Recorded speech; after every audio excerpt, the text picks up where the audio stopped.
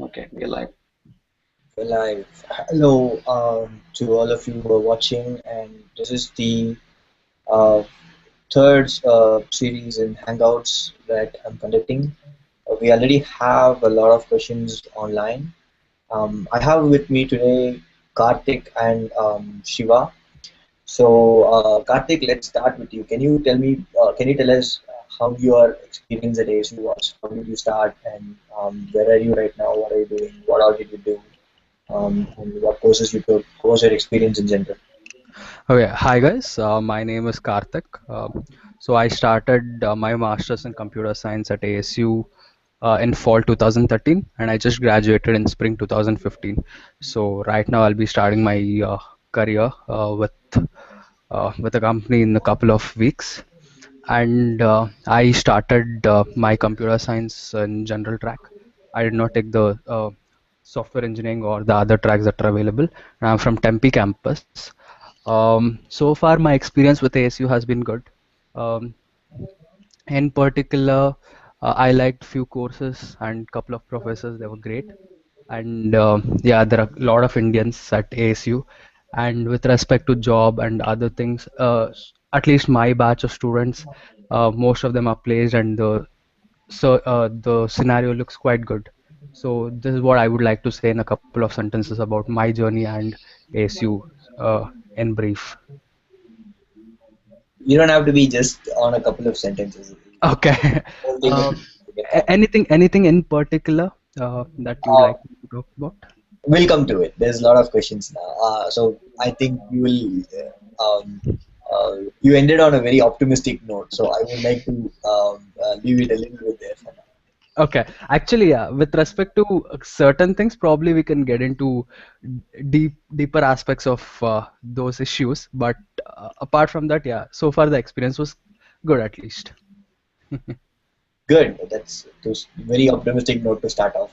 Shiva. Okay, so hi everyone. I'm Shiva Balasubraniam, and I graduated exactly 10 days back. I came here in the fall of 2013, like Karthik, and I pursued my master's in computer engineering, and I opted for a non-thesis track. And yeah, it's been it's been a good journey. I wouldn't say I can't take anything away from ASU for that. But well, mine is one of the many 800 odd journeys that start every fall semester and end in a spring semester. So every experience is going to be different. So mine is not like something you'll quote as a model example and say, oh, if he did it, then I should be able to do it. So I mean, that's one way of seeing it. But yeah, we'll get into it as the questions start coming in. So that's all for now. And I was lucky enough to land an internship during my time at ASU. I interned in summer, and then I worked on campus at two places. I worked as a graduate writing consultant, and I also worked as a photographer for the State Press magazine.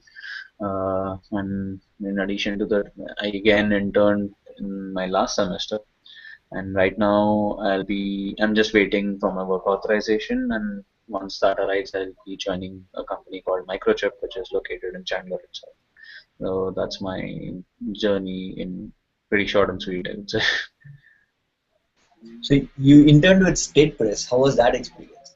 Something that you wouldn't find normal people, Yes. or I would So put it in quotes, normal people won't do yeah, such non-academic. I wasn't one of the normal people.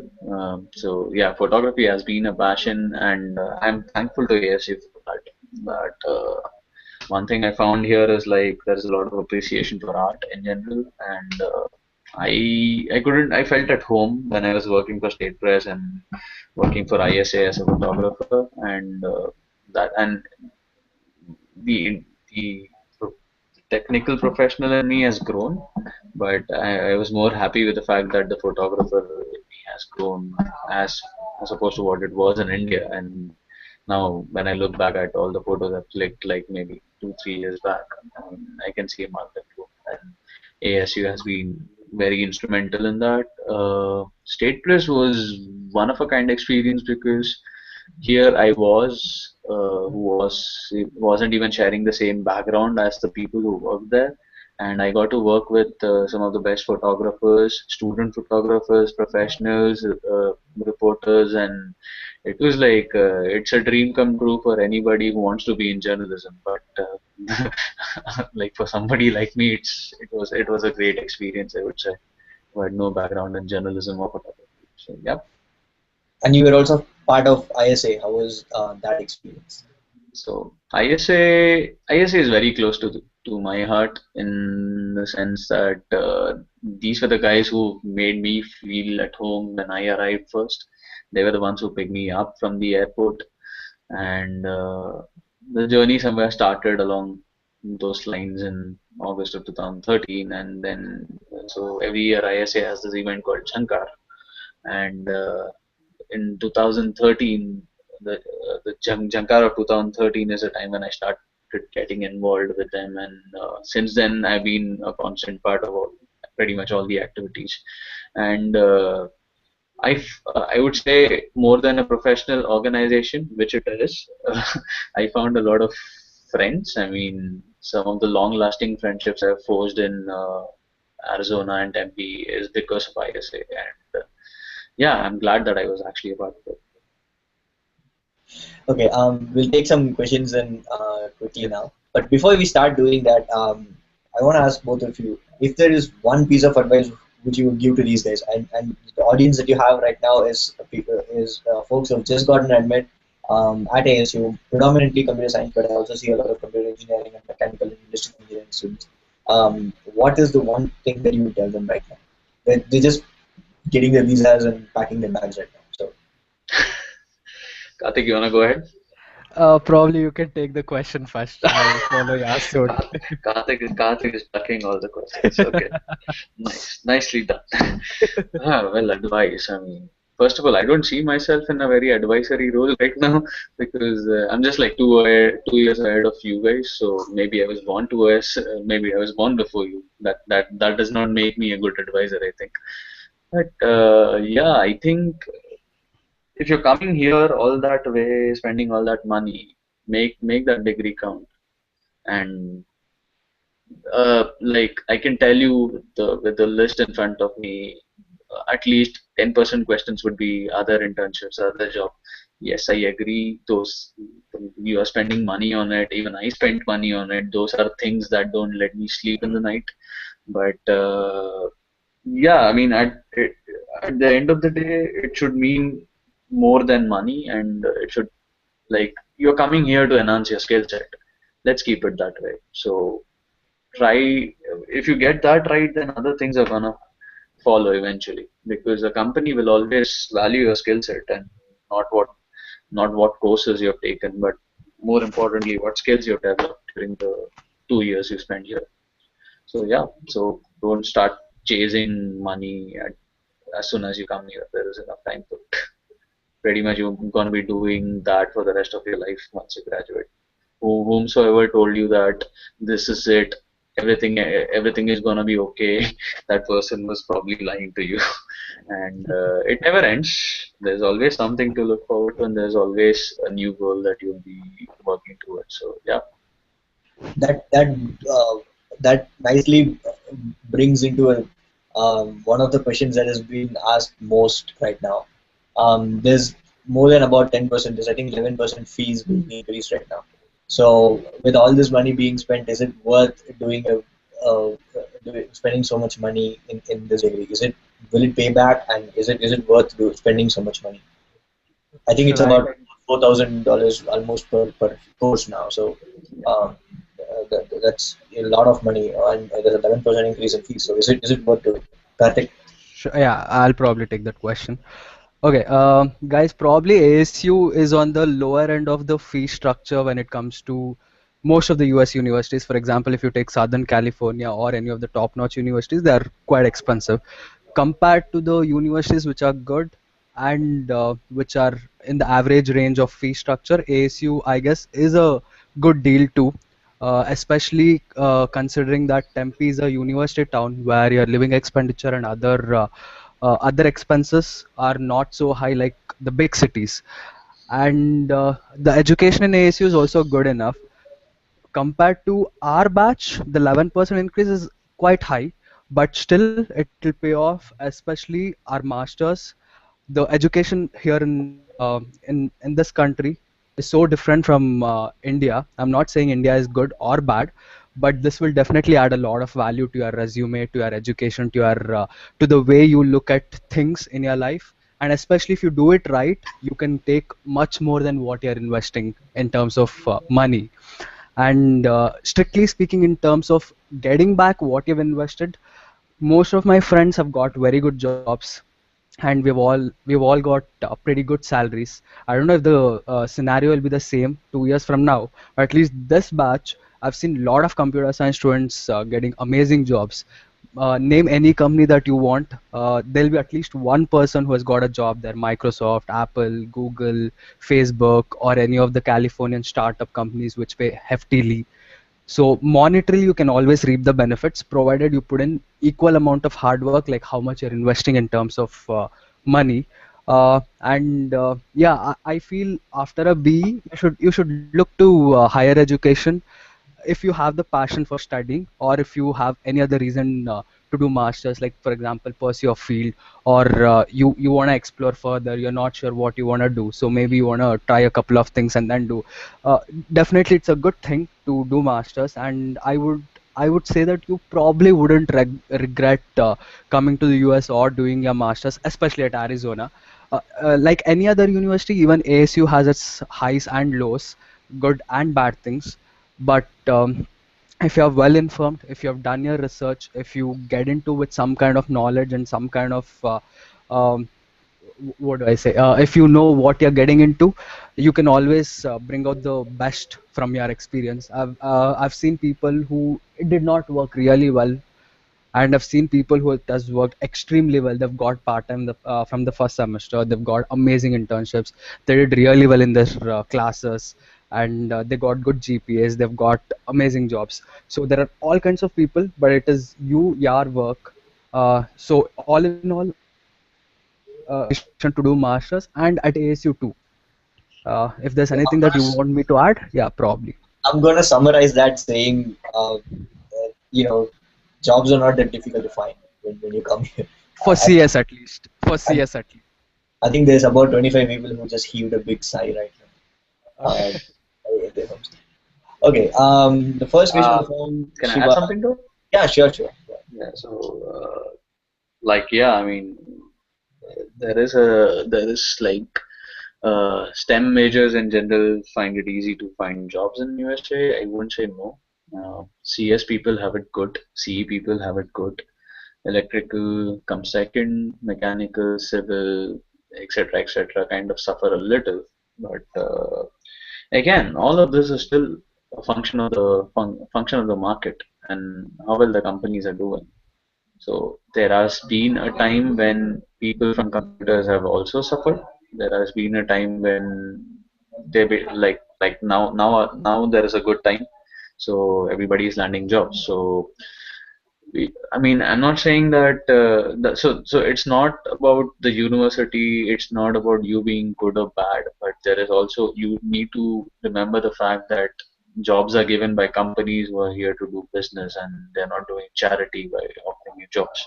So there will be a slump. That's how the market works. It will be uppish one day and it will be downish some other day, and that's going to affect the job market, and that's a reality you need to live with. So you can't plan 5 years ahead of your time and say that the market is going to be like this. If you can, then probably you're better off than coming here and investing your money in stock market, because if you're going to predict the market and pretty much invest money and then make more, right? So yeah, so I don't want to paint a very rosy picture saying, like one of those Karan Johar movies, that you come here and you get a nice apartment and you drive a Lamborghini, maybe whatever. It's not that rosy as well. You need to work your ass off. Nice answer. Nice, good. Shiva, Yeah. Sagar asked this question. Uh, how difficult is the computer engineering comprehensive exam? I've heard it's difficult. But Did he, more okay, insights on I'm just gonna read the question for everybody. Sagar, you said, right? Yeah. Okay, so he says, I'm a CE computer system student of all 15. In the catalog, it is written that on the first day there will be a placement test. Raghav, he's not talking about the comprehensive exam, although I'll touch upon Read that. the question. Read the question completely. Okay, so can you throw light on these tests? Also, will they affect GPA? Lastly, also, can you just give some info about comprehensive exams? I have heard it's too So, difficult. Could so I what's could the whole deal about these examinations that are conducted in computer engineering? How Okay. difficult are they really? And this is a scary question for a lot of people, and I think it's Yeah, fitting. I in fact I would like to go out and extend like a pattern back of all for all the students who are actually asking this question before coming here, and then like it's good you guys are thinking ahead of like you guys are planning ahead of time. To start with, the to start to answer the question in that sense, you said yes, the computer engineering program requires you to. There will be an initial introduction kind of test, which kind of tests you. For us, they had tested us on three topics. One was namely computer architecture. More of it wasn't computer architecture, but more of computer organization and design. Then there was a whole algorithm section to it, and then there was basic math. And luckily, I cleared two of the three sections, and the entire class kind of failed on algorithms. So they said that the professor said that he would teach us algorithms, and it doesn't affect your GPA, but the professor would actually require you to clear those tests before you get awarded a final grade in the course. So the way it worked for us is there was an initial test, then people who failed it had to read some material that was posted on the blackboard, and then they had to give up a makeup test. And you had to obviously clear the makeup test before you can get a final grade on the course, like I said. What about the Uh, company? yeah, now coming to the comprehensive, so it is something that is quite common across other US universities. So the way it works is, in case you're doing a thesis, then you need not give this exam. But in case you're not doing a thesis, or as it's called the non-thesis track, then in order to graduate, you need to give the comprehensive exam.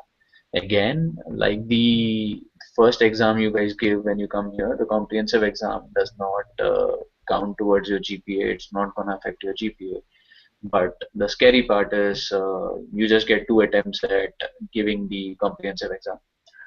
Uh, to give you a little bit of background about the computer engineering program, it's a fairly new program when you compare it to the other programs that have been existing in ASU.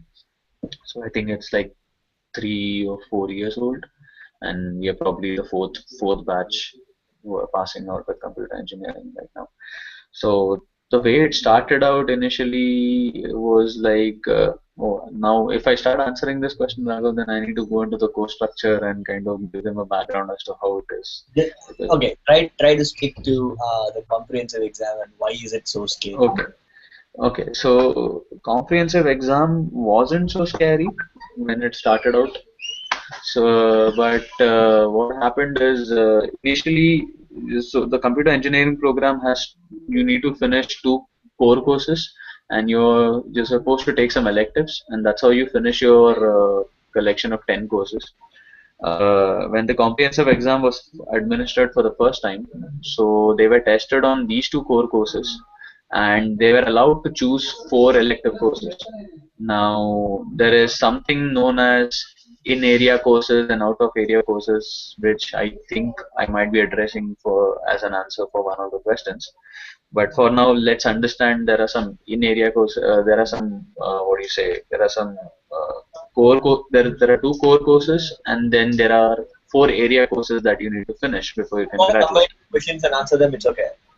Don't I Yeah. don't want to. No. Yeah, so that's how this works. And computer engineering is one of the few programs who have a list of courses. So if one of you actually goes and Google saying CEN ASU area courses, you'll get a list of courses. And mind you, those that is the exhaustive list of courses from which you can choose any course. You're free to choose other courses, but you'll end up paying money for it, and it won't count towards your graduation. So initially, when the exam was administered for the first time, uh, not everybody, I think it was kind of ignorance on the the part of the advisors. And at the end of like when the batch actually came for graduation, there were people who did not have like four area courses from the list, and they had some courses that were out of the list.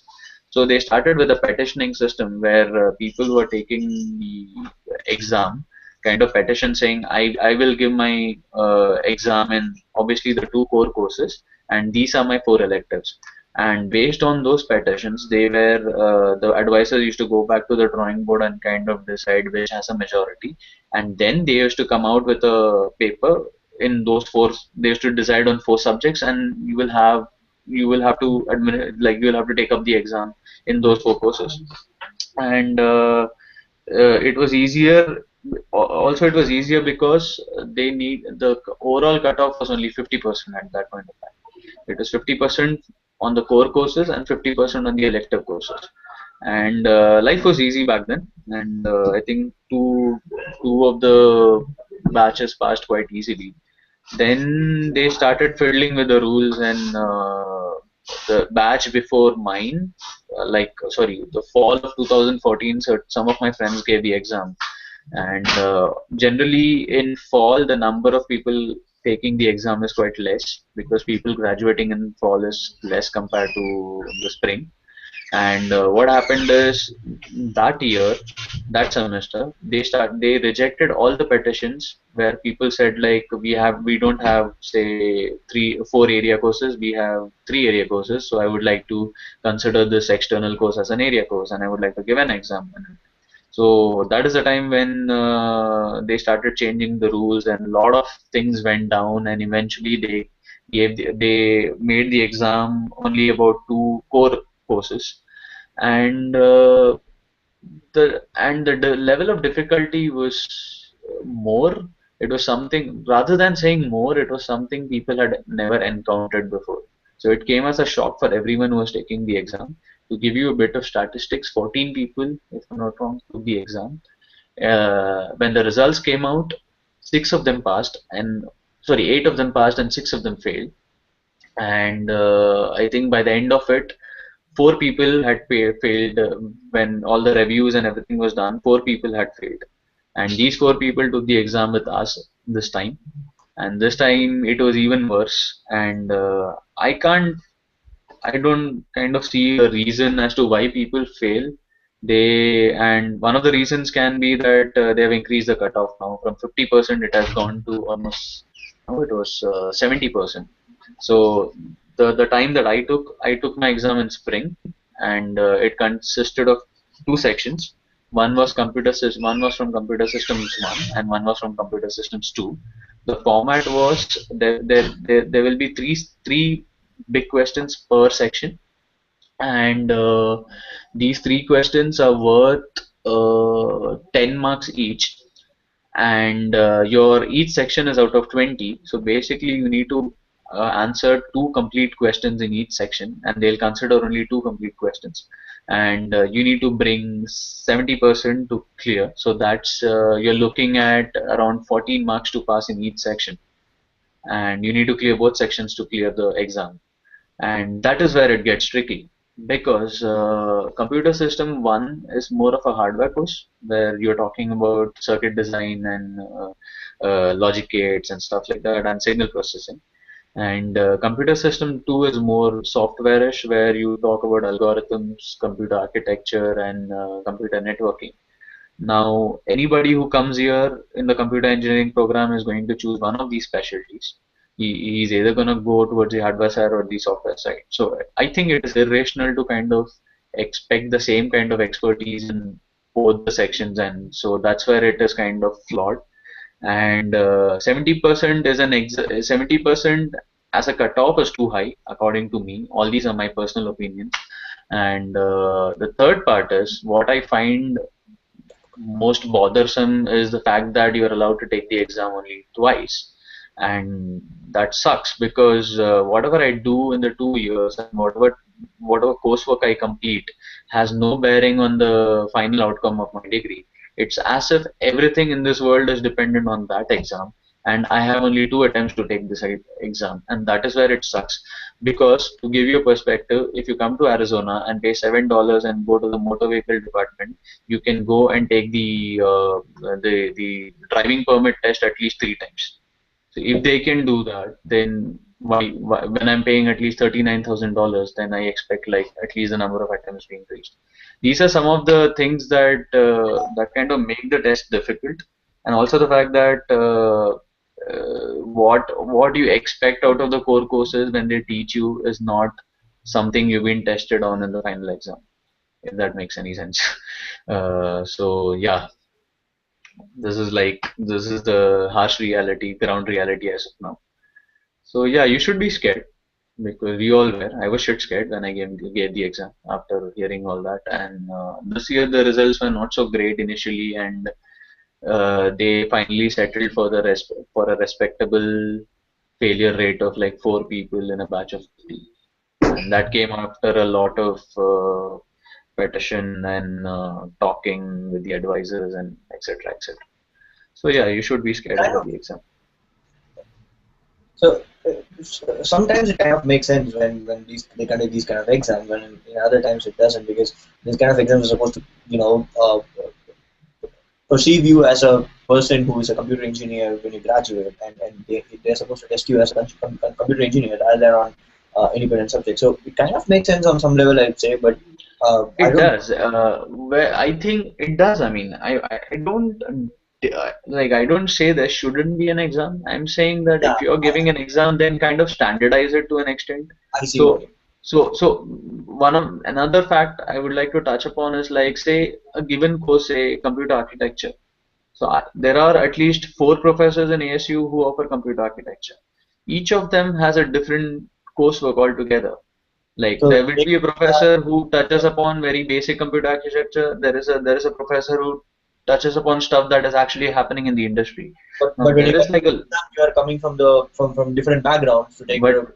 exactly. So when you're going for the exam, I don't even know which of those professors said the paper, right? So And I might be tested on something that is not even that's something I'm not equipped to kind of handle.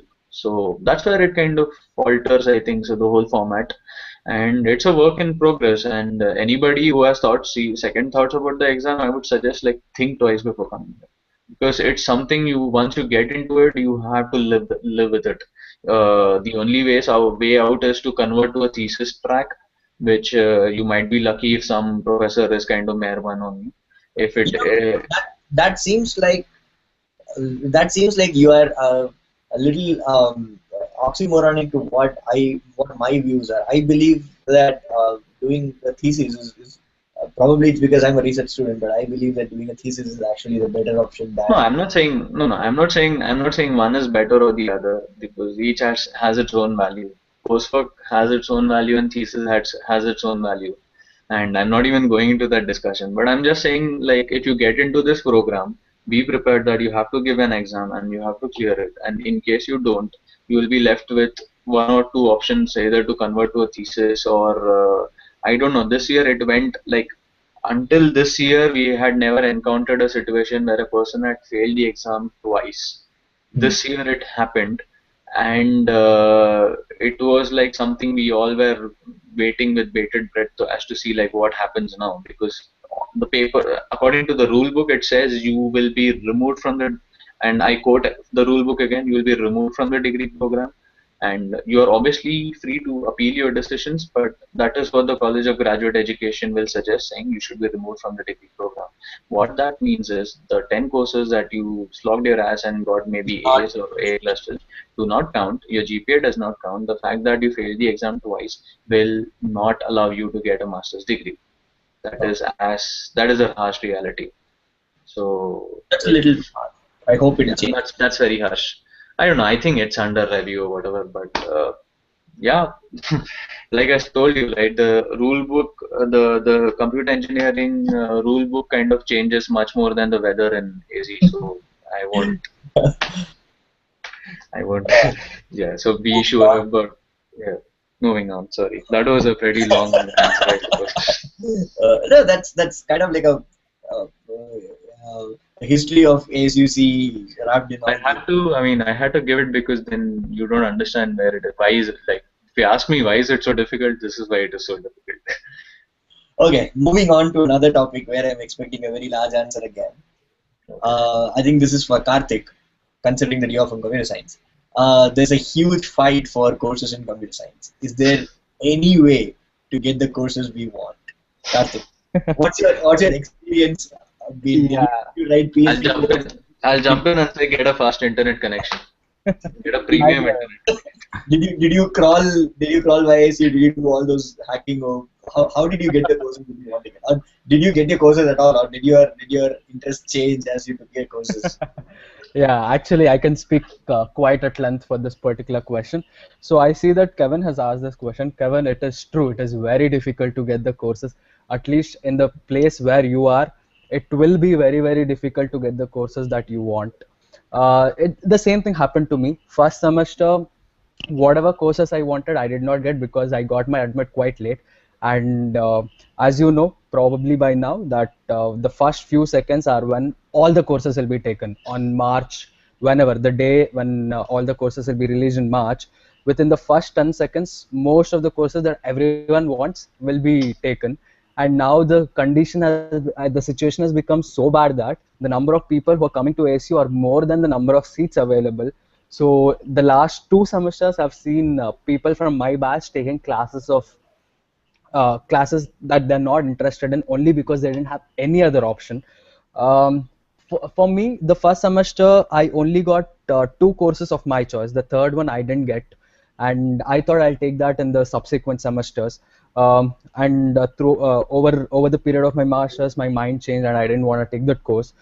Second, third, and fourth semester seemed little better than the first semester, and even I used to do all these things where keep on refreshing your ASU web page for courses, see if a course has become available, stay up all the night. And during the ad drop deadline is when most of the people will be dropping courses, adding courses. I think for the first 3 semesters, most of the time I was awake. Most of the time during that week, I was awake. I had my laptop next to me. I had that there's an auto refresh plus plugin that's available with Chrome. I don't know if it's available anymore, but this was available during my time where you can set a particular target, and the moment it finds a target on the place, it beeps, it sends out an alarm. So I was so alert that any pin drop noise in my house, I used to get up and I used to think, okay, the course has opened up. And I remember the fight was very bad. People used to text on the group saying, I have this course, I'm ready to give this if you are ready to give me. And also all sorts of trading happens on Facebook, WhatsApp groups. I don't know if it's good to do that or not, but this happens.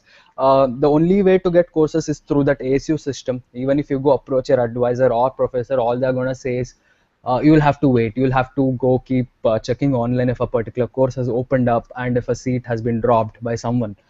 Even the professors, given the number of students that are there in ASU, even I don't think they are in any position to help much. But you're always open and you're always allowed to go approach a professor, say that you are interested in this course, and if there's any way that you can take this course, and if there's any way that they can help, probably you'll get a seat. But I don't know how fruitile or how effective those chances are. Even if you go approach the advisor, I think that will be the standard answer. So your best bet is to continuously monitor the ASU system for your courses, and over a period of time your perceptions of what courses to take will change, especially in the first semester. I'm sure you would have asked your seniors, or you would have gone on Facebook groups, whatever groups are available. You would have asked those people, or you would have read those things. Okay, saying, since I'm a computer science student, let me take some examples. For example, there was a course called Design and Analysis of Algorithms during my time, which everyone wants to take because it's useful for internships and it is a mandatory course for CS. It comes under foundations criteria. Now that course has changed to CSE 591 Foundations of Algorithms. So I'm sure the demand for this course will be high. And since foundations criteria has very less courses compared to the other two, most of the courses that will be offered in foundations will always be on demand. Um, you'll always want some course like that, and you'll want a course because a particular senior had taken that. He said he got a good grade and he got a call from a particular company because of this class. And the word of mouth spreads like this, and there'll always be some or the other course that everyone wants to take. But once you start your masters, you will start realizing what you're interested in, or you will probably get to learn more as a first-hand experience after coming here, seeing, okay, that professor may not be good. That is, he's not the best professor that you want, or that is not what you want to learn. And second and third semesters, generally speaking, I don't know how this happens. It's definitely not magic, and I'm not sure if I can explain it logically, but you tend to get more courses of your choice in the second and third semester than in the first semester. That's very And interesting that you say that. I think it's because by the time you hit your second and third semester, you actually know what courses you want, and instead of looking exactly, for every courses, I think you would actually look for your own courses that you want, and whatever you want. course Yes, that you. It's very unlikely that among 800 people, everybody has the same interests. I kind of feel like that kind of yeah. makes For example, law of large numbers yeah, makes sense. I think. that's true. For example, there's a subject called Distributed Multiprocessing Operating System, DMOS. I think it's 520 It's a or five. whatever. No, no, it's not. It's a 530 something, I guess. So, Yeah, yeah, it's whatever the a course number MStar is. D-Star course. Yeah. So everyone that is taken by a professor called Parth Das Gupta, and I believe he's one of the best who So, teaches that course. I certain. haven't taken it personally. In the first semester, when I had read the Facebook groups or whatever reviews and other things, everyone was saying this is an amazing course. Even in the WhatsApp group that I was part of, they all used to discuss this. So even I wanted to take this only because I've heard that. And I didn't get it in the first semester, and I thought I'll take it in the second or third semester. By the time I reached my second or third semester, my interest had changed. Now I'd realized what I wanted to do, and that was not in the field of my interest. So I just didn't want to take. Probably in your second and third semester, you have a better chance of getting that because people like me who didn't want to take that course might just give up on the idea of taking that course. Okay, I don't know if I digressed from your question. Let me read that No, once no, you're again. answering another question that is also there. That's okay. Oh, is it okay? So considering the huge fight for courses in CS, is there any other way to get the courses we want? As far as I know, no. That's the only way you can get. And I've heard of people using scripts and all other things, but I believe that ASU has banned those things. So if you try doing those things, your account might be suspended. I'm not sure about this. Absolutely not sure about this, but this is what I've heard. And anyways, I hadn't tried this thing. The only thing I had tried was Auto Refresh Plus. And second, third semester, with the help of that and without the help of that, I got the courses I want. So I just didn't Karthik, have to resort. quickly, Hmm. you mentioned that you read advices from a lot of people online before you made your decisions. Hmm. Now, I don't know if you know this or not. I just wrote a book where I've explicitly written that be very careful about what you read online and be very careful about whose advice you get from, Oh and yeah. what you get. So how do you gauge which is a good thing to read and which is a good thing to follow and which is not? Because we've had cases where seniors have fooled their students out of their juniors out of getting courses that they want. Things like that has happened. So, uh, what is a good advice to take and what is not? I mean, I wrote an entire column on it and I've written some posts on it. But what is your opinion on that? Just quickly. Oh yeah, definitely. See, once you start this, you decide on any particular university, I'm sure you'll find a lot of material online about different courses or different ways to do it, and every senior would have written, and it is their own personal experience or opinion. Personally speaking, read up all the reviews or read up all the content that you can lay your hands on, but do not just follow that without thinking or without putting a thought into that by yourself. Say, for example, if you're not interested in system side and if you're only interested in application side, why would you even want to do a course related to operating system? Just because a senior says that it is an amazing course, it's a amazing professor who teaches that, you wouldn't want to do that. I mean, you shouldn't if you're not interested in. I would say read everything, but use your brains to figure out what works best for you. Every senior would have gone through different situations, why he took that course or why he did what he did. So just be cautious about what you do. It's not like you get success only if you follow a particular person's path. Everyone can carve their own path. That is what US is famous for. The education system here is famous for. You do what you want. Only thing is you're good at what you want. Then you'll obviously you don't have to chase success. Success will chase you. So Okay, I that don't know if that answered. answered your question. I think put together that answered about 6 questions more than what Kevin has asked. Some of these questions also already are answered from your answer. And But Okay. just to I add, want, yeah, sure. yeah, so I don't know if this works, but in certain cases, if there is a huge demand created for a particular course, they might be prompted now since ASU is kind of warming up to the fact that there are more people than courses available, and with an average of 800 admits discharged every fall semester, they have to wake up to this reality someday. One way they found to kind of cope up with this is by introducing hybrid sections in every class. So the way a hybrid section works like the professor teaches in the class, and the session is actually recorded, and it is posted in by the evening of the class. But on the same evening, it is posted on the blackboard, and there are a whole bunch of students who can watch the video on their blackboard through the blackboard link, and then you usually have one class meeting or maybe two class meetings depending on the professor in the entire week, where you are allowed to actually go up to him and meet him and ask him about things that were taught in the class and any doubts or queries that you have. There have been cases in which certain courses had a lot of demand initially and they opened up a hybrid section. And ASU is also an online university to some extent, and they have a concept of I courses. Not every course has an I course, but just like Karthik was mentioning, DMOS or distributed multiprocessor operating system, it is available as an I course. When I didn't get it, I actually took the I course, and I got lucky, and I was able to kind of one fine day late in the night, I was just checking the registration window, and suddenly I saw a vacancy for an in-class session and just took it. So you can get lucky, but that's not everybody's case. But just so that you know, there is an ICOS option, and the only catch is ICOS costs you like I think $1,000 more than the normal course. It's some IT access fee kind of stuff that they charge you, but yeah, that is still an option in case you want a course very badly and it's not available in class. So yeah. New American University indeed. Yeah, Okay. true that. There's about 7 or 8 questions on this topic, which I'm going to now combine together, and I really didn't expect to answer this in here, but so anyways, since this is an Ask Me Anything AMA kind of a hangout, we'll put together, we'll do this. So Karthik lives on the west side of the campus, and he's a computer science student. Shiva lives on the east side of the campus, and he's a computer engineer. Okay, now fight. Right. There's no fight actually. Both the sides are Exactly.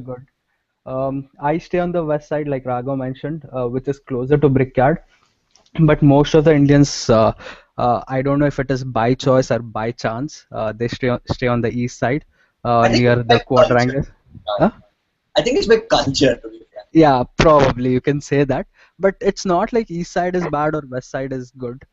Both sides are good actually. The same town, it's the same town, so it's all nice. Everywhere it is safe. The east side and the west side. Relatively less number of people on the west side if you don't like too many people on your side. And from where I stay in a place called Is Amber that a Gardens. good thing or a bad thing? Sorry. To not have too many Indians on your side, is that a good thing or a bad thing? I don't know. Some Some people don't like it. Raghav, Some people like it. sorry to say that is something you need to live with it right now because pretty much half of the state is run by us. So Yeah, at the that's rate at Yeah, which people are coming and graduating, so the entire uh, half of Arizona is basically right now. I mean, at least half of the area where we live in around the campus is India. yeah, Considering that Indian. there's very little, to be frank, there's very little Indians. If you think of it as a university with 85,000 students, hardly 3,000 is Indian. So that's a Okay. small percentage. But we occupy places in clusters. We have our own desk and our own um, uh, areas that we occupy. But before you guys start off, here's my opinion. This is something that I've held for a long time, and this is something that I've written about for a long time. I've lived in both sides. I've lived in almost 7 or 8 different apartments in the last 5 years that I've been here, and I was an electrical student once, and I'm a computer science PhD student now. So I've done both. And when I was an electrical engineering student, I used to live on the east side of the campus because it was very close. When I'm a computer science student, I live on the west side of the campus because it's very close. The key point is that it's very close. I live close to the campus. I live close to the place where I go to, so that it takes about 2 3 minutes biking, maximum 10 minutes by walk. And I enjoy personally. I have a bias towards the west side. I enjoy the west side much more because there's Mill Avenue, there's a lake. That's basically the lake is my backyard, and Mill Avenue is 10 minutes down the lane. There's bars, pubs, everything, and my lab is right there. There's easy to get food around, and immediately whenever I want. So all those things make me feel that this is a better side, and I don't know why. I kind of just feel that this is a better side, but that's my bias. To be frank, it's a bias, but this is what I advocate all the time. I say live close to where your classes are. So uh, that's my opinion. So now you guys argue about which is Yeah, better. actually, I'll talk about the west side and Shiva can talk about east side. I believe he stays in quadrangles, right? Or in Yes. the Yeah, east. that's right. Yeah. Okay. So yeah, with respect to west side, it is very close to our brickyard department, which is the computers and SITC department for IE, CS, and even the CE students. I stay in an apartment called Amber Gardens, which is just about 5 minutes bike ride to our department. The good thing is the department is close, so if you have classes in the SITC building, wherever our computer science department is, you can reach in 5 minutes. It's a little far compared to from the west side. If you compare it to the west side, it's a little far to the, sorry, if you compare it to the east side, it's a little far to the libraries. There are two libraries in ASU, the major ones, Noble and Hayden. Oh, by the way, uh, Noble is closed down for pretty for much here now. I think it'll open in fall, right? Okay, whatever. Yeah. But I think opening um, oh, semester after next. okay, so that leaves us one library, which is Hayden Library. If it is Hayden Library, probably it's equidistant from both the east side and the west side. Like Raghav mentioned, Middle of there's the a campus. It is right in the middle of the middle of campus. the campus. Many people, why they choose quadrangles or the west side is probably because most of the electrical students and other department students live, their departments are closer to the west side, But and this is they what I like. don't. This is what I don't understand about that. There's a lot more computer science students than any other department put together. In fact, all the other departments put together. That's So true, but I still, don't seem to it's understand. always computer science students sharing rooms with others. I guess that's how I've I don't seen it. understand that logic for some. And yeah, some things are beyond logic though. So with respect to west side, if I have to say, it's a very nice place. It's very safe, and there's a orbit bus. If you know about the bus system in Tempe, there's a bus system called Orbit, which is free buses for any residents within Tempe, and there's one lane which passes right through the apartments on the west side, Arbors, Amber Gardens, any of these things, and there's a lake. Mill Avenue is closer to you, and we have just come to the conclusion that Hayden Library, which is the only library that will be available for next semester, is equidistant from west or east side. So it's up to you guys whether west or east. It's just a matter of perception. Maybe the number of students on the west will be lesser compared to number of students on east. You may not get to meet every single person that you can get to meet if you are in the east side. Probably Shiva can talk more about the east side and the apartments that are available there. Okay, so first of all, I'm not gonna give you names of apartments and stuff because I'm not here to Good. kind of publicize any apartment. Good. Second I was thing, hoping that you would say yeah, that. second thing, so I live in some XYZ apartment and which used to be quite famous, which is quite famous, but there are recent changes and you'll find that it is not so, it's kind of out of range for most Indians coming in. And I would say it's not a debate about East versus West, it's a debate about affordability. So if that means that you're gonna stay towards neither East or neither West, or you're going North or South, so be it. So be it. As long as you can travel and travel to the campus within considerable amount of time, like with it something that is acceptable. then it's fine. There are people, I mean, most Americans kind of live at least an hour away from here. They drive to work, they drive to the university. Well, they have Yeah. cars, they So, drive it. all my lab mates, for instance, even Exactly. So down. it's so I don't think it's a south war. It's not a directional debate that's going on here. Everybody, you all are coming here as students, and you all be looking at saving money, which is priority. Even and so evaluate your housing options on the basis of amenities provided in terms of is there a laundry or do you have to go to some other apartment complex to do laundry? What's included in the rent? Check for stuff like is electricity included? If not, how much on an average can I are you looking to pay? Check the internet connection available. Look at such qualitative things because at the end of the day that's what matters. And obviously the distance matters. You don't want to stay in Chandler and then commute to Tempe every day. That's going to be a pain in the ass. But like given a considerable like 5 mile radius, you can pretty much live anywhere. And since most of us are used to riding cycles or as they're called bikes here, so I think it shouldn't be a problem. It actually doesn't matter if you're staying on the west or east as long as you have a bike. And if you're one of those who can't ride a bike, then you have orbit buses for you. So Oh yeah, yeah, it's I would like to add a couple of things to what Shiva said.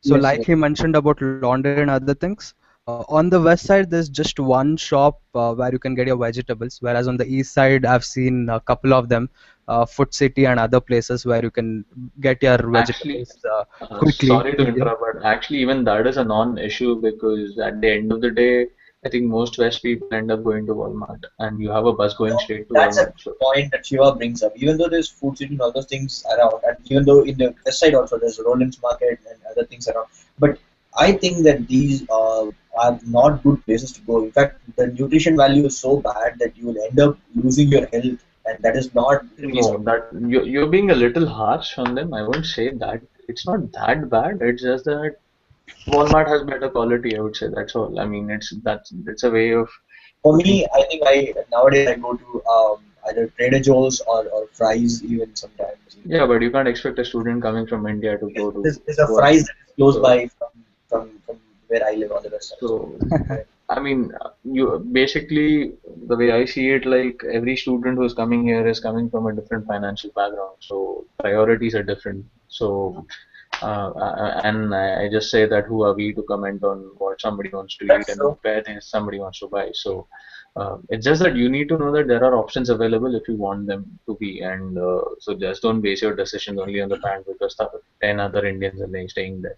Yeah, it gives you a sense of security, false sense of security, maybe. I don't know. It gives you a sense like if you, it gives you people to hang out with, but probably you're gonna meet much more Indians on campus than you meet in your apartment complex. So, and you're gonna spend majority of your time in the day on the in the on the campus. So, as it is, it doesn't matter where you live. Okay, my second point, I'm not sure if it will be called valid by the other two people on the Hangout, but okay, most of Indians, we stay about four people in a two-bedroom apartment, 4 or 5. Yeah, It's that's not a a rule. Most of the people, that's how we stay here.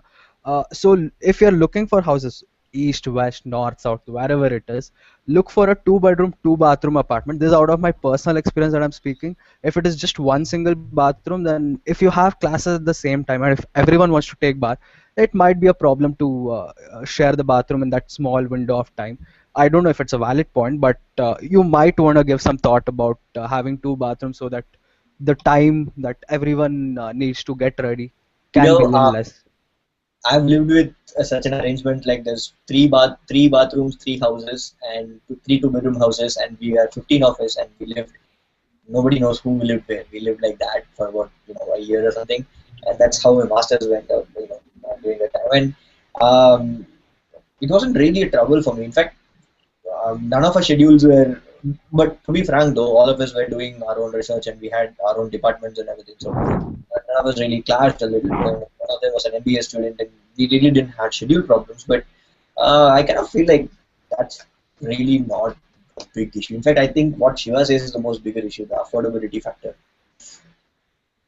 and it is important considering On the age. being on talking about affordability, there's another question which we can just finish off on the same topic.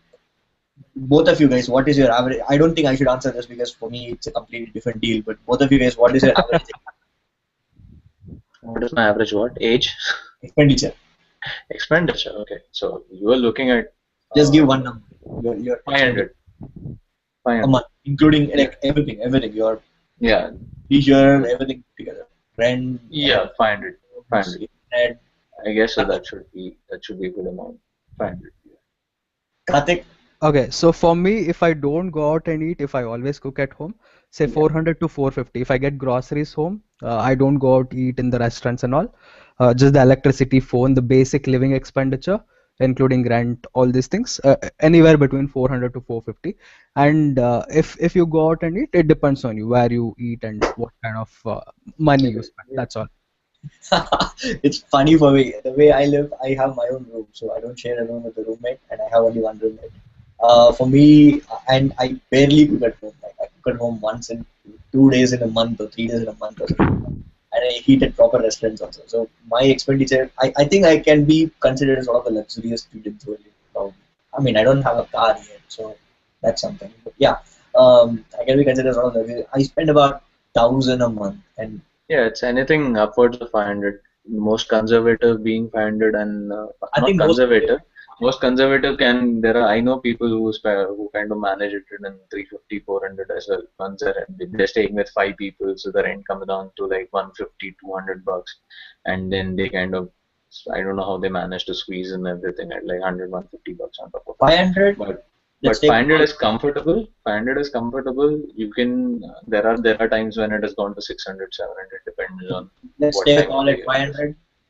500 to upwards. 500 and upwards, I would say. Yeah, you can live comfortably. $500, you can cook, you can eat, all those things. So it gets divided like 50% is your rent, and then rest all goes in like whatever phone bill, internet bill, and your like eating and groceries and everything. So yeah, that gets. Raghav, maybe this might help the juniors. So if they're, sorry to interrupt you, Shiva. Yeah, no Maybe this problem. might help the juniors who are listening to this thing. So the way we come at $500 is we pay rent, our house rent, which you divide with three more or four more people. Then you have to pay your internet charges, and then you'll have to pay your phone charges. Then water, electricity. For some apartments, water and electricity will be included. For some, it is not. So if not, these are the things plus groceries, whatever you get and cook or whatever you eat outside. So this is the main split up for the expenditure of $500 per month. If Good, people are wondering how it comes to 500. good. I think you forgot internet and phone and all those things. But those are, or Netflix every month or something like that. No, that's for Generally, students luxurious won't take students, I guess. Netflix. You Netflix have every just month is $8 a month. Below cricket is $15 a month. yeah, I Okay, included phone and internet though. okay. I would include probably below cricket and maybe ESPN Star or Netflix or something.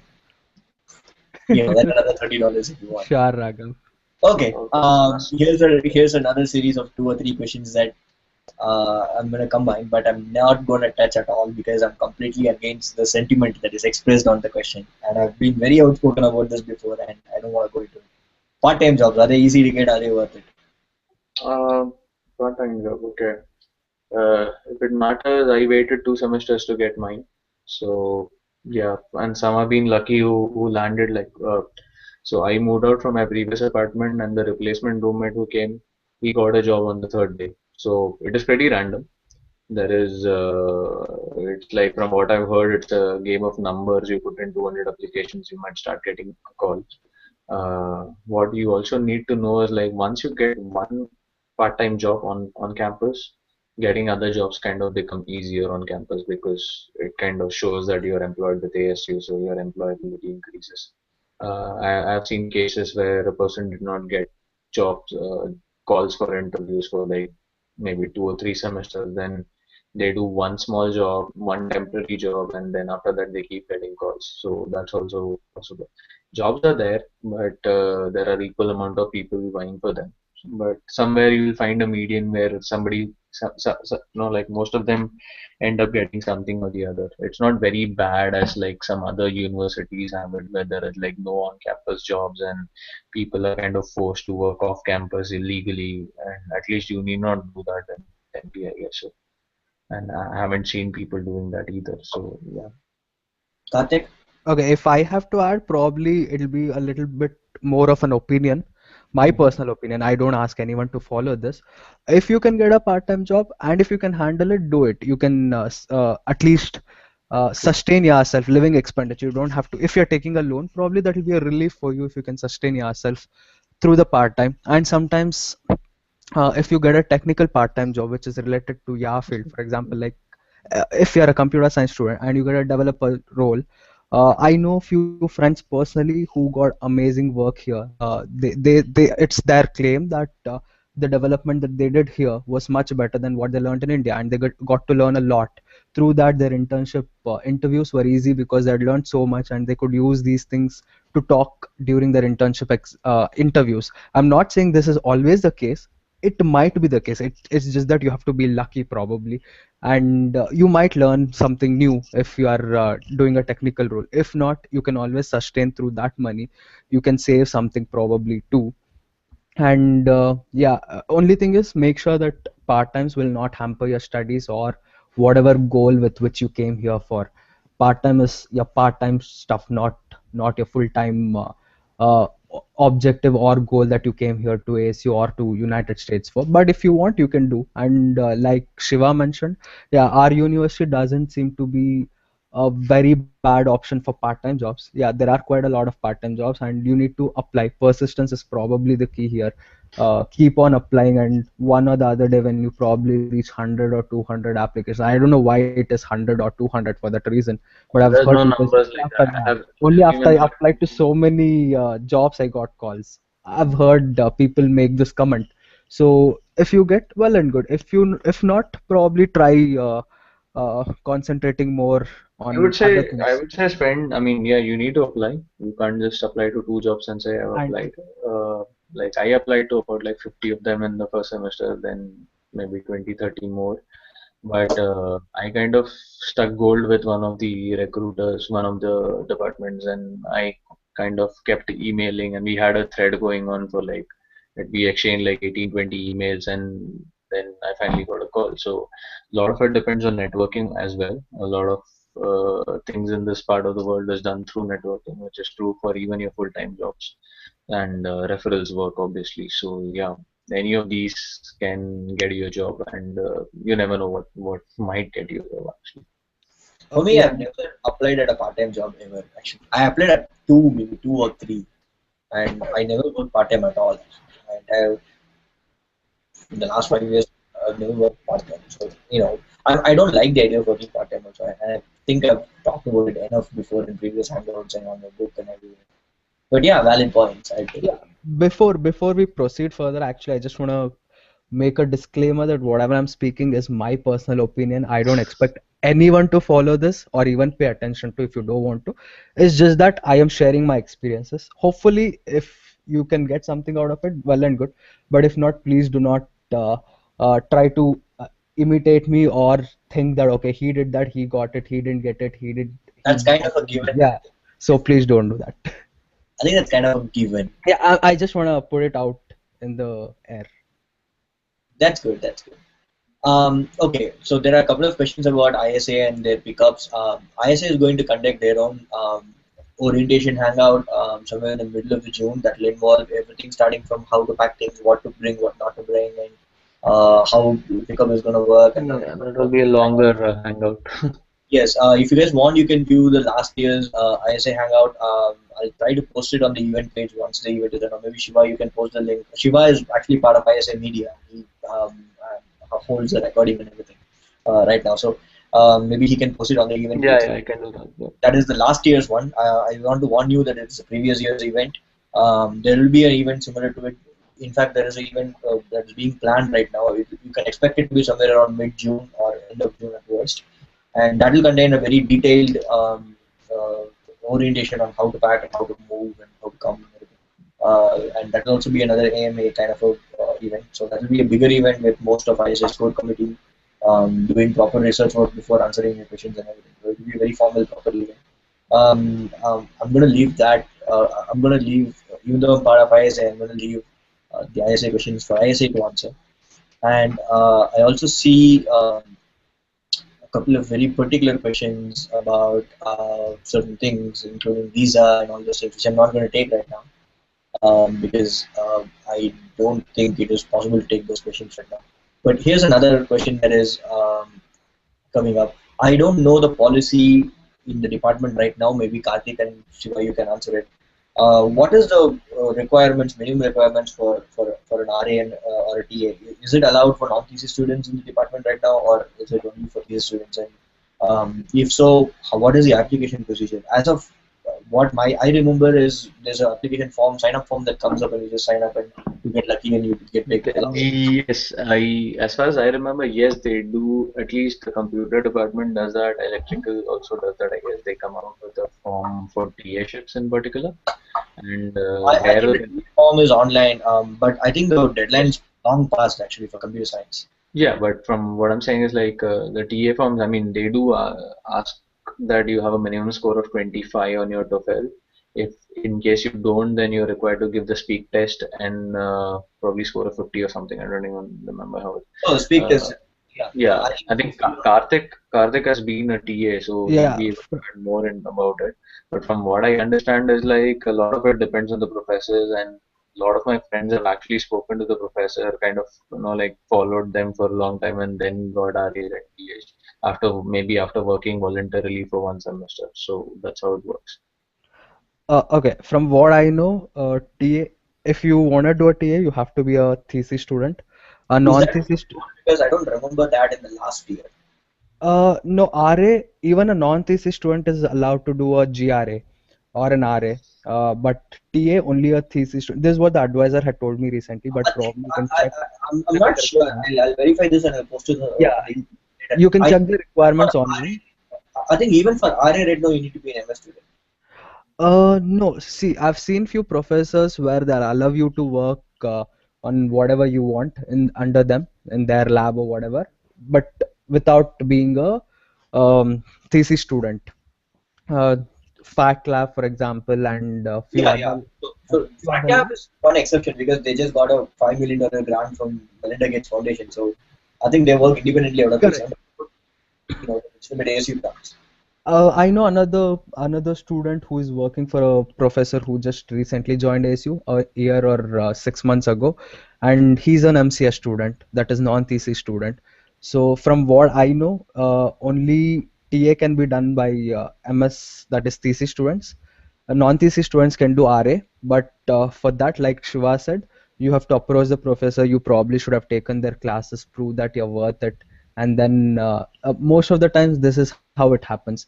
The professor will assign you some work over a period of time, a week or a month or whatever, and if he's happy with what you have done, maybe he'll absorb you into their lab either with pay or without pay.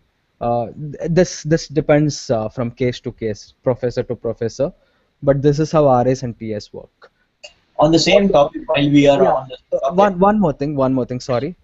There's something. If you're looking for part-time jobs, there's something called grader as well. So if you have taken a particular an A or an A plus or whatever grade you get, if you approach a professor and if he's taking the same class the next semester, and if he's looking for graders, you can always get that because you have taken this class. But you have to approach the professor too. I'm sorry, Raghav. Please go yeah, ahead. yeah, sure. To be on the same line, I mean, I think getting a first impression on a good course is very important because right now there's something happening in my lab too. I'm a TA for this course, machine learning. So, the previous year I was a TA for statistical learning. So, when somebody gets an A in that course, my professor has this habit that he offers them a thesis position and a PhD position or RA position with him. So that's how I got into the lab. I topped this course and I got a position in his lab, and that's how I'm right now. I'm in the process of interviewing newer people who got good grades in this class, and I think that's a good thing to do. Except you need to be sure of what if you are taking undergraduate courses, then there's going to be a very little chance for you to. That kind of plays into an attitude as to if you want to do a research, you might want to target a good professor on the first semester and try to impress them early on in their courses. But I see what you mean. Yes, it's good. On the same topic, the question that Shiva was reading for a long time that I saw.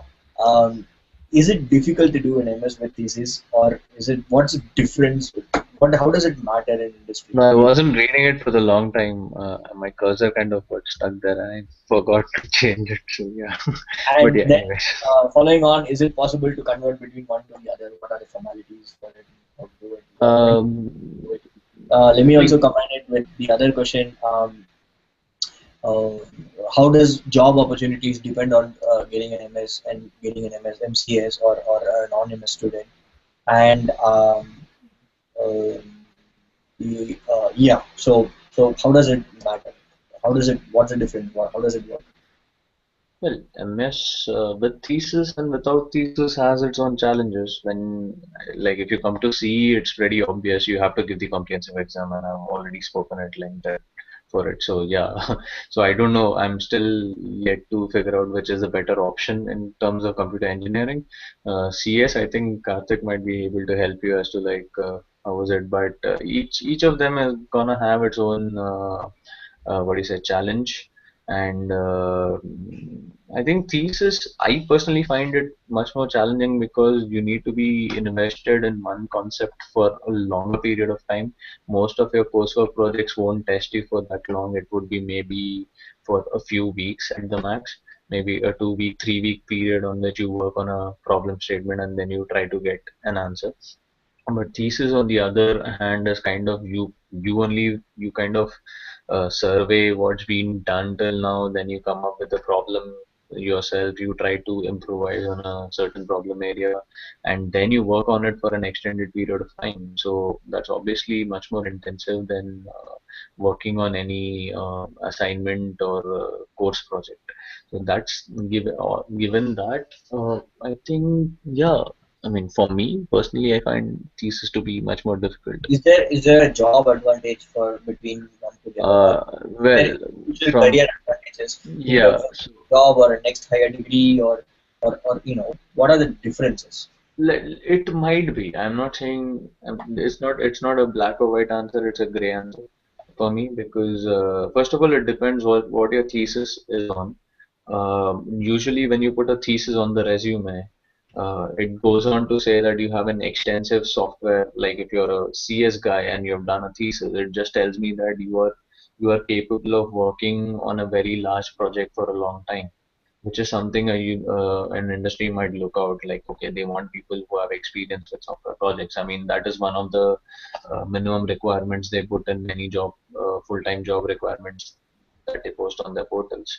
So that can be one advantage. At the same time, and I think if your thesis was done under some grant or it involved in some industry partner, then it has a lot of value, I guess. Then you kind of stand out as opposed to others who have just coursework projects on their resume, and that is one of the cases where you might stand out. And I've also heard many companies view it as very academic and maybe not value it that much. So it's somewhere in between. The reality lies somewhere in between, I suppose. Karthik? I think Raghav, Um, you might be able to lend, Oh, I like have shed more the light reason on why it. I'm moderating and not answering this question is because in the previous hangout that I made with Vidin Bhatia and Ashwin Valekar, both of them have done extensive research work as a master's student, and I was a PhD student at the time.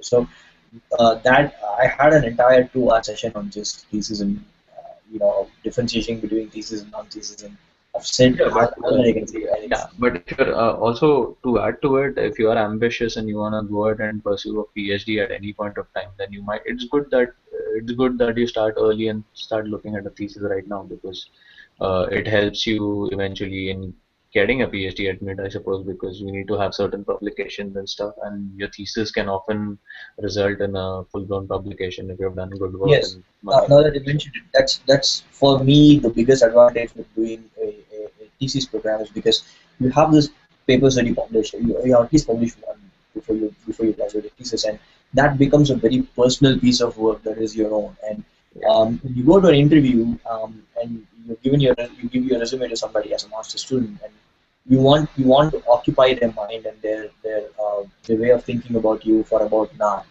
And if you have a thesis that is your own invention and it's a novel that's you've published it and it's accepted in academia, and if Shiva, like Shiva says, if you have a software that goes along with it, and you have a lot of experience that you've done, that you've gathered over a long period of time, working in a lab with your advisor, and you learned a lot of things, a lot more than what you do on your courses. I believe that when I did my thesis, I learned a lot more from my courses than from my classrooms. In fact, I'm completely against most of the classroom education that happens here at ASU. But I've had the misfortune of taking classroom classes with not really good or very versatile lecturers. So, but having said that, I learned a lot more from my thesis. So, in terms of job prospects, when you give somebody your resume, having a thesis on it gives you a lot more opportunity to hold their time and hold their attention, and just gives you a lot more to talk about material wise. So that's one thing that I find interesting. I mean, obviously, I'm a PhD student and I favor doing research, and obviously, I encourage students to do research a lot more. It gives you funding opportunities very easily than compared to not doing a thesis. By doing thesis, there's 60-70% chance that you will get funded. So all those things are there. But like I said, I've had an entire 2 hours session on this, so I don't want to talk about it again here. And, Karthik, would you like to Yeah. add? Okay. Most of the things Raghav and Shiva have covered, but to summarize, thesis would cover depth, whereas non-thesis would cover breadth. So if you are looking for jobs, you can still do thesis and look for jobs, but your area would be limited because that is what you want to work for. Whereas if you just do masters without a thesis, then probably you are trying to keep your area limited. I don't know how exactly the job scenario for thesis is, but for non-thesis, like I mentioned earlier, so far it's so good. This year at least it has been very nice. Most of my friends have been placed in very good companies, and yeah, rest of the things Shiva and Raga have mentioned, both the pros and cons. You need to have Karthik, a on the same topic, how do you transfer between one to the other, and how many times can you transfer between one to the other? And um. at I what think timeline do you once. advise transferring? Like at what timeline during a degree program would you advise doing such a course? Okay, so I think CETSI department has a rule that you have to transfer within the first year, but I've heard people transfer more than once too, from MS to MCS and then from MCS to MS. That is allowed, I guess, for most. At least I've Yeah, seen I a think it was person. allowed because in my last hangout, there was one person in Canada who said that he had to convert twice. But like in general, if you want to convert from let's say MS to MCS or MCS to MS, in a 2-year degree program, what is the timeline do you advise? Do you advise to doing it in the beginning, or I mean, what do you think? So, okay, if you have already got an MS admit and you probably don't want to do MS, probably come here, see how your first semester goes. If you really get interested and if that is what you want to do, then you don't have to change to MCS. You can just continue with MS. If not, after your first semester, then you can change to MCS. And if you're an MCS, maybe if you're interested in thesis and you find a professor, go approach the professor, and if he's ready to assist you, then go to the department, get it changed. First year would be, I don't know, my personal opinion is probably at least give it a semester time before you change from one to another. At least a semester. It's never too late to change even in the second or the third semester. I know a friend who took a particular class in second semester, and she was so interested, she got so interested in that subject, that after coming back from internship, she approached the professor. She said, if you have anything open, I would like to work under you. And she converted from MCS to MS uh, in the beginning of third semester, right when your third semester started. So there are people who do that. So the later you get converted to thesis, probably you'll take a semester more to finish your thesis and graduate. If you decide in the first or the second semester, maybe you can graduate in 3 or 4 semesters itself. If you decide in the third semester or after your second semester, maybe you'll need one extra semester. So it's up to you guys when you would want to change and stuff. I don't know if that answered your question, Raghav. Yeah, Was that what you were expecting? yes, that's what I was expecting. There are some people who are asking questions like, I've got 2 extra courses or 3 extra courses in industrial engineering, computer science. Um, how Okay. easy? Is it to? Yeah. Shall I take that question, or Shiva, do you want to take that question? I is not my forte, so yeah, please Okay. go ahead. Oh yeah. See, you don't have any such things, right? Prerequisites. See, we don't have prerequisites, so we're happy on that aspect. Oh, great man. Yeah. In But CS, this is they have to balance out the misery of comprehension. yeah, I was about to get to that point saying just like C is comprehensive exam, CS Yeah, need to have something bad. Yeah, exactly. prerequisites is something that I perceive as bad. Just because you scored a couple of marks less in an undergrad, and in some cases where I've seen, even though the student has quite good scores, he's still given a prerequisite. Some people got it waived off during my term when I started. Some people got it waived off, and some people could not. My personal opinion and my personal advice is, if you have more than two prerequisites, probably it's time for you to think between ASU and any other admit you have. If you have a better admit, go there. This is not a simple thing. If you are doing two prerequisites, it means you have two extra $6,000. subjects, which is about, no, not 6,000 anymore. It's more, probably Yeah, $8,000 yeah, from this easy. semester onwards. Not just Agree. $8,000, you're adding two extra subjects to your masters. The ones without any prerequisites, most of the people, what they do is 3 plus 3 plus 3 plus 1 course, so that they finish their masters in four semesters. And these are the non-thesis students where they'll be looking for jobs in the fourth semester, and they'll take, because they have only one class, they take some easy class and they look for jobs. If you have two prerequisites and if you don't take any classes in summer, then it means you have three classes in your final semester. I, due to unfortunate reasons, I had three classes in my final semester, and trust me, it is not something that you would want, especially if you don't have an I didn't have an internship, so it was very hard for me. I had to balance these three classes and look for a full-time job. Luckily, I got a full-time job during the middle of the semester, but no, you will have to work a uh, lot of sleepless nights, lot of stress, tension, so many things. So if you have prerequisites, I would strongly suggest, this is my personal opinion again, but I would strongly suggest that you think about ASU once again. Most of these prerequisites, I don't know if it is worth doing it for $4,000, depending on what you define worth as. But yeah, think about it too. And it's not easy to get it waived. And one more thing, many people are under the false impression is that, for example, let's say you have an OS prerequisite, and if you take a graduate level OS course, your prerequisite will be waived. But no, the department doesn't work like that. So if you have an Oh, OS they used to do prerequisite, that. They They used used to to do not, do that. not They that. don't anymore, do it not anymore. anymore. At least from my batch onwards, they were not doing Yeah, that. from fall So 30 you they have stopped to, doing it. yeah, so you have to take the OS course and then take the OS graduate course that you would want to take. Yeah, So makes prerequisites is something sense. bad because you're spending time, money, and yeah, prerequisites. The problem is you have to finish all your prerequisites in your first two semesters. So it means you may not be. It's up to you. You may not be able to take all the courses that you want to take and find a suitable That's the internship. most important problem with prerequisite. Like most people who get their RAs and their thesis approved, they do it in their first or second semester. And taking prerequisites on your first semester is going to severely hamper your prospects of doing that. And I believe that is a big problem. It'll That's a good point. definitely change your plan. It'll definitely change your plan, especially for few people who have already thought of internships and what classes to take.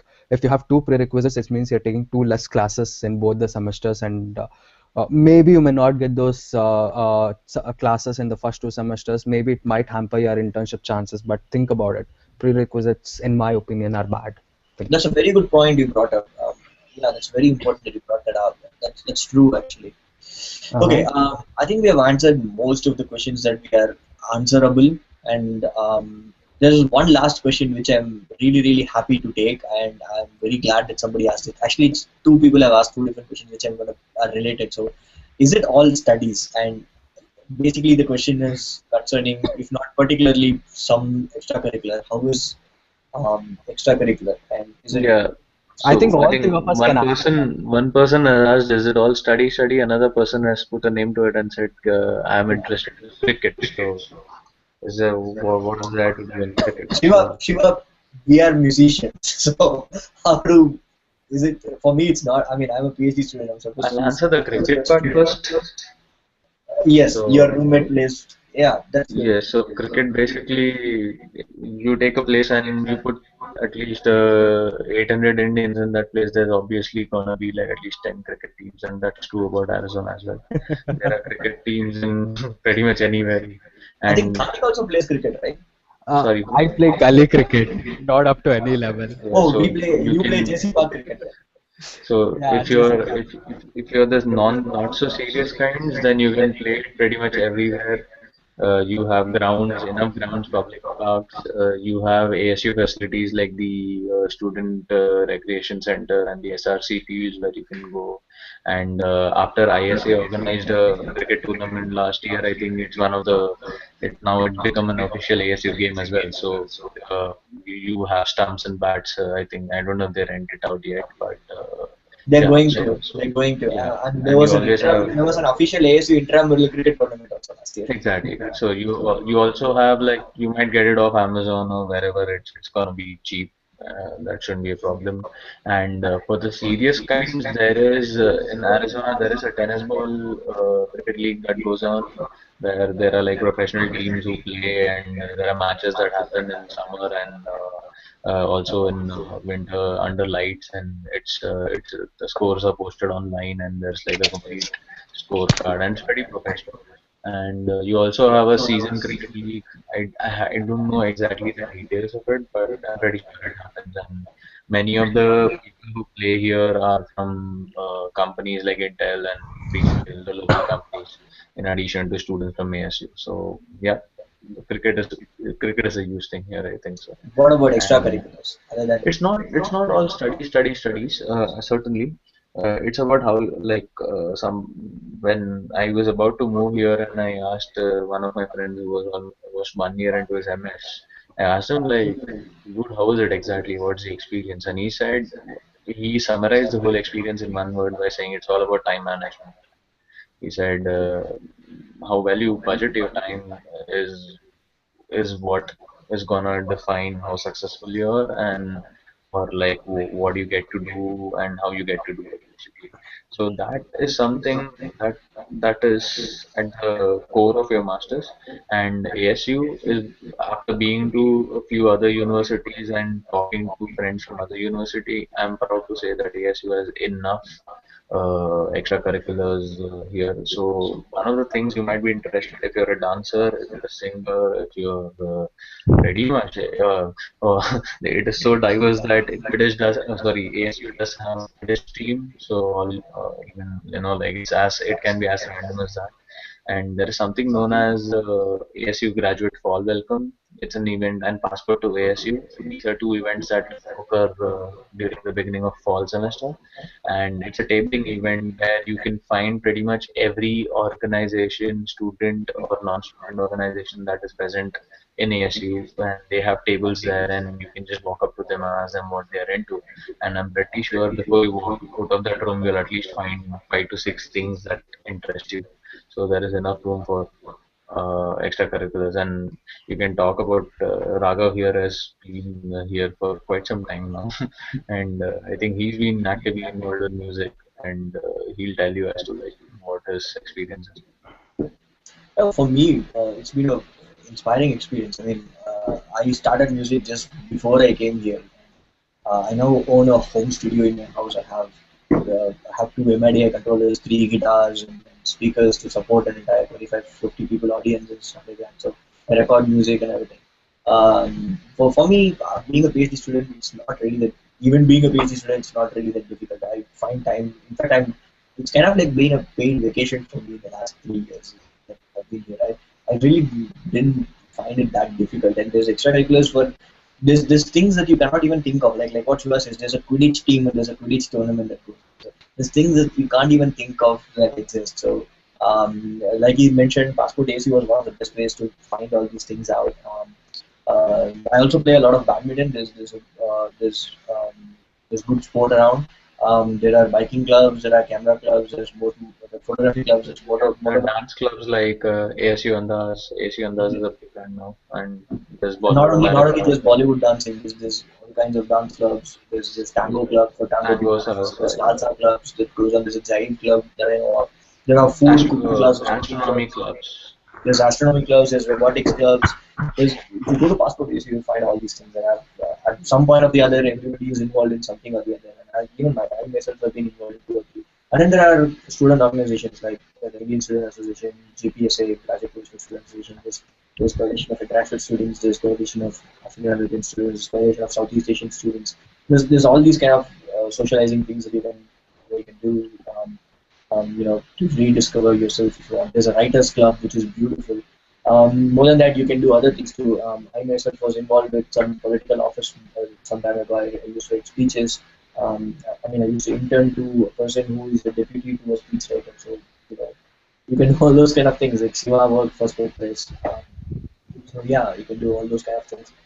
Really, really good things and really cool things, and it gives you an opportunity to network. If you play cricket, and there's a lot of people who come from Intel, that gives you a good opportunity to network with those people too. Yep, So that has happened in the past. I'm sure it has. You know. So yeah, with this, I think we've answered pretty much all the questions, and I find this a very good hangout session because usually in my hangouts, I tend to talk a lot, and this time I tend to moderate a little bit more than talk, and it's different. It's a good addition to my collection of hangouts because I think you guys brought in completely different perspectives than what I used to give. So it's been a great hangout, and I want to thank you guys for coming here and helping me out with it. And No uh, worries. hope that there's quite a lot of people who have seen this, and I think even now we have almost 25 viewers, and it's going to be seen, it's going to be saved online too. So I hope a lot of people benefit from this. So you guys can expect a little bit more hangouts like these. And this is an AMA, doesn't ask me anything kind of hangout. I'll go into more particular hangouts as and when we get closer to semester, and then you guys should also look out for ISA hangouts. ISA is going to plan to do one, if not two, orientation hangouts. So those are going to come up next. So you guys should watch out for that. I think even the 60 department and other departments are also officially launching their own pre-orientation, pre-departure orientation hangouts, which is still not out there. The idea has been put forward, and still the stocks going on. It's not public yet. So you guys should expect all these hangouts coming out in the soon in the next few weeks. So you guys have something final to give, some last tips. Oh, last bits. Okay. You guys can give last tips and we'll end with that. Well, choose wisely to start with, and yeah, and enjoy your time while you're here, and make the most of it. So you never know, you might find a hidden talent, and that might pave the path for your future career.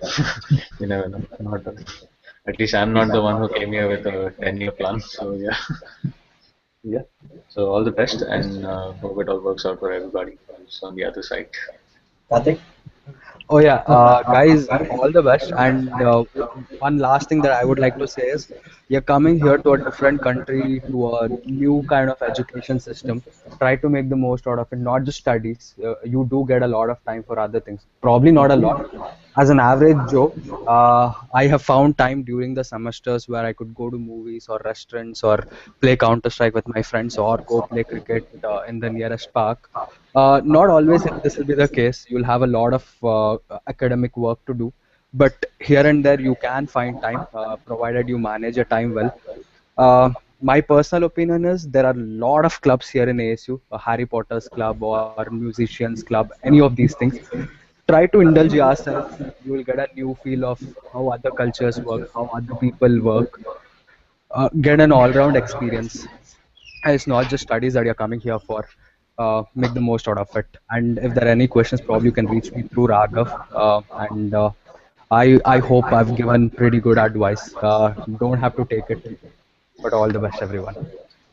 Okay, I like to end it with what I usually say when things that in this country there is you can do whatever you want to do, you can be who you want to be, but that's after you come here. So first have a good journey, and from here I look forward for the future hangouts where I'll go into those specifics. And so it's good afternoon for you guys. So yeah, bye. Okay, bye, guys. Bye.